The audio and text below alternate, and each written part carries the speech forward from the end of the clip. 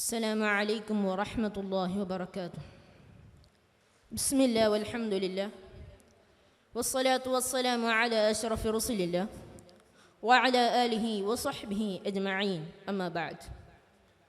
പ്രിയപ്പെട്ടവരെ, AI അതായത് artificial ഇൻ്റലിജൻസിൻ്റെ ഗുണദോഷങ്ങളെക്കുറിച്ചാണല്ലോ നാം അപഗ്രഥിക്കുന്നത്. ഒരു യന്ത്രത്തിന് മനുഷ്യനെപ്പോലെ ചിന്തിക്കാനും ബൗദ്ധികമായി ഇടപെടാനും കഴിയുമോ എന്ന അന്വേഷണത്തിലൂടെ 1936 AI എന്ന ആശയത്തിന് അസ്ഥിവാരമിട്ടത് മോഡേൺ കമ്പ്യൂട്ടർ സയൻസിൻ്റെ പിതാവ് അലൻ ട്യൂറിംഗ് എന്ന സയൻറ്റിസ്റ്റാണ്. എന്നാൽ AI എന്ന പേര് ചരിത്രത്തിൽ ആദ്യമായി ലോകത്തോട് പറഞ്ഞതും AI ഒരു ശാസ്ത്ര ശാഖയാക്കി മാറ്റിയതും ജോൺ മക്കാത്തി എന്ന അമേരിക്കൻ കമ്പ്യൂട്ടർ സയൻറ്റിസ്റ്റാണ്. ഡാർക്ക് മോത്ത് കോൺഫറൻസിൽ വെച്ച് ഇത് പ്രഖ്യാപിക്കുമ്പോൾ ആർട്ടിഫിഷ്യൽ ഇൻ്റലിജൻസ് എന്ന നിർമ്മിത ബുദ്ധിയുടെ അനന്ത സാധ്യതകളെ അദ്ദേഹം ചിന്തിച്ചിട്ടുണ്ടാകണമെന്നില്ല. 1500-ലധികം ശാസ്ത്രജ്ഞർ നിയന്ത്രിക്കുന്ന ന്യൂയോർക്കിലെ യോർക്ക് ടൗൺ ഹൈറ്റ്സിലുള്ള റിസർച്ച് സെൻ്ററായ IBMലൂടെയാണ് AI എന്ന ടെക്നോളജി ലോകത്തേക്ക് പടർന്നു പന്തലിക്കുന്നത്. 1997 IBMൻ്റെ DW എന്ന കമ്പ്യൂട്ടർ ലോക ചെസ് ചാമ്പ്യനായിരുന്ന ഗാരി കാസ്പറോവിനെ പരാജയപ്പെടുത്തിയതോടെയാണ് AI നിസ്സാരക്കാരനല്ലെന്ന് ലോകത്തിന് മനസ്സിലായത്. 2010 ഡീപ്പ് ലേണിങ്ങും ന്യൂറൽ നെറ്റ്വർക്കും വളർന്നതോടെ AIയുടെ വളർച്ച വോയിസ് അസിസ്റ്റുകളുടെയും സെൽഫ് ഡ്രൈവിങ്ങിൻ്റെയും പുതിയ വാതിലുകൾ തുറന്നു. 22 ആയപ്പോഴേക്കും ജനറേറ്റീവ് AI നമ്മുടെ മുന്നിലേക്കെത്തി.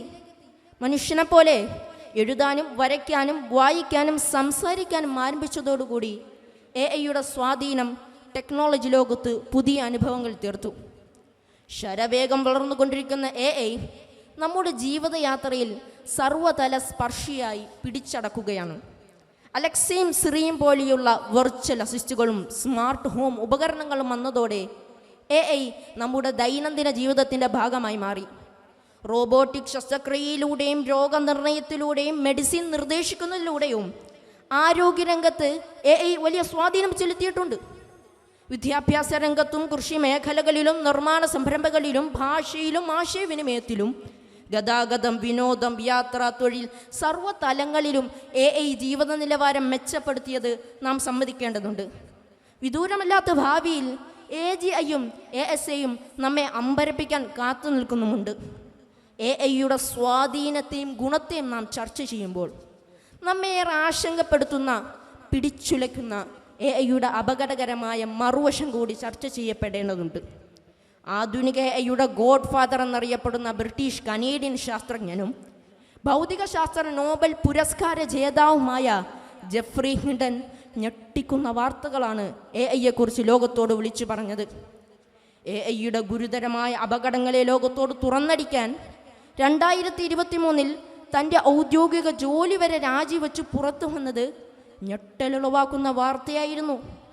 സൂപ്പർ ഇൻ്റലിജൻസായ AI സാങ്കേതിക വിദ്യകൾ മനുഷ്യരാശിയുടെ നിലനിൽപ്പിന് തന്നെ ഭീഷണിയാണെന്നും അണുവായുധത്തേക്കാൾ മാരകമായ പ്രത്യാഘാതമുണ്ടാക്കുമെന്നുമുള്ള ഹിൻഡൻ്റെ മുന്നറിയിപ്പിനെ നമുക്കെങ്ങനെ തള്ളിക്കളയാനാകും? കുറഞ്ഞ വർഷങ്ങൾക്കുള്ളിൽ 300 മില്യൺ ജോലികൾ AI കാരണം നഷ്ടപ്പെടുമെന്ന് പറഞ്ഞത് അമേരിക്കയിലെ ഫിനാൻഷ്യൽ ഇൻസ്റ്റിറ്റ്യൂഷനായ ഗോൾഡ്മാൻ സാക്സ് നടത്തിയ പഠന റിപ്പോർട്ടല്ലേ പ്രിയപ്പെട്ടവരെ? കൂടാതെ ഒറിജിനലിനെ വെല്ലുന്ന AI ജനറേറ്റർ വ്യാജവാർത്തകൾ ഉണ്ടാക്കുന്ന ഭീകരമായ പ്രത്യാഘാതങ്ങളെ കണ്ടില്ലെന്ന് നടിക്കാൻ നമുക്കാകുമോ കൂട്ടുകാരെ?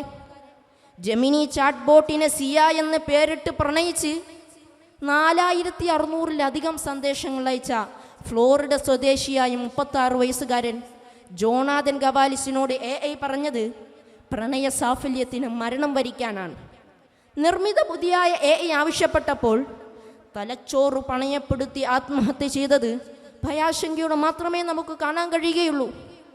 ചുരുക്കി പറഞ്ഞാൽ, മാതാപിതാക്കൾ എന്ന വാക്കുകളുടെ വ്യാഖ്യാനം എഴുതാൻ അറിയുന്ന AIക്ക് അവരുടെ കാൽ ചുവട്ടടിയിലുള്ള സ്വർഗ സുഗന്ധം ആസ്വദിക്കാൻ കഴിയില്ലെന്ന സത്യം നാം തിരിച്ചറിയണം. കുടുംബജീവിതത്തെ വരികൾ കൊണ്ട് അടയാളപ്പെടുത്താൻ അറിയുന്ന AIക്ക് അമൃതിനേക്കാൾ ആനന്ദവും മറ്റു ചിലപ്പോൾ കാഞ്ഞിരത്തേക്കാൾ കൈപ്പേറിയതുമായ സുഖദുഃഖ സമ്മിശ്രമായ ജീവിതാനുഭവങ്ങളുടെ വൈകാരികമായ തലങ്ങളെ മനസ്സിലാകില്ലെന്ന് നാം അറിയണം. നാം ഉണർന്നിരിക്കുന്ന 17 മണിക്കൂറിൽ 6630 ചിന്തകൾ മനുഷ്യ മനസ്സിലൂടെ കടന്നു പോകുന്നു എന്ന് പറഞ്ഞു തരാൻ കഴിയുന്ന AI-ക്ക് ആ മനസ്സിൽ മിന്നിമറയുന്ന പച്ച മനുഷ്യരുടെ നൊമ്പരങ്ങളും സങ്കടങ്ങളും വികാരവിചാരങ്ങളും ലോകവും വഴങ്ങുന്നതല്ലെന്നും നാം ഓർക്കണം. ഗുണദോഷങ്ങളുടെ ഇരുമുഖങ്ങളുള്ള ആർട്ടിഫിഷ്യൽ ഇൻ്റലിജൻസ് എന്ന നിർമ്മിത ബുദ്ധി എന്ന ടെക്നോളജിയെ കരുതലോടെ ഉപയോഗപ്പെടുത്തുക എന്നതാകട്ടെ ഈ സാഹിത്യോത്സവിൻ്റെ സന്ദേശം. വആഖിറു ദഅവാനാ അനിൽ ഹംദുലില്ലാഹി റബ്ബിൽ ആലമീൻ. വസ്സലാമു അലൈക്കും വറഹ്മത്തുള്ളാഹി വബറകാതുഹു.